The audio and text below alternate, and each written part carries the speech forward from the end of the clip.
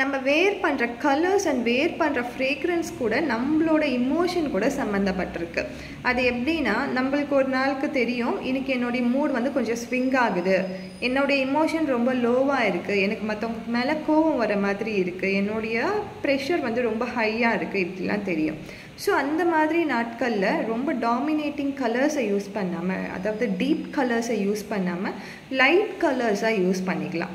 அதே மாதிரி ஃப்ரேக்ரன்ஸுமே ரொம்ப டாமினேட்டிங்கான 8 hour long lasting, 12 hours long lasting இப்படி இருக்க ஃப்ரேக்ரன்ஸை விட்டுட்டு ரொம்ப மைல்டான ஃப்ரேக்ரன்ஸை யூஸ் பண்ணலாம். ஸோ இது எல்லாமே நம்மளுக்கு வந்து நம்மளுடைய இமோஷன்ஸை கண்ட்ரோல் பண்ணுறதுக்கான ஒரு டூலாக நம்ம யூஸ் பண்ணிக்கலாம். அடுத்த வாட்டி உங்களுக்கு ஒரு மூட் ஸ்விங் இருக்குது, ஆர் ஏதோ ஒரு இமோஷ்னலாக நீங்கள் டவுனாக இருக்கீங்க, டென்ஷனாக இருக்கீங்கன்னும் போது இந்த மாதிரி ஒரு டூலையும் நீங்கள் யூஸ் பண்ணி பாருங்கள், கண்டிப்பாக உங்களுக்கு ரிசல்ட் கொடுக்கும்.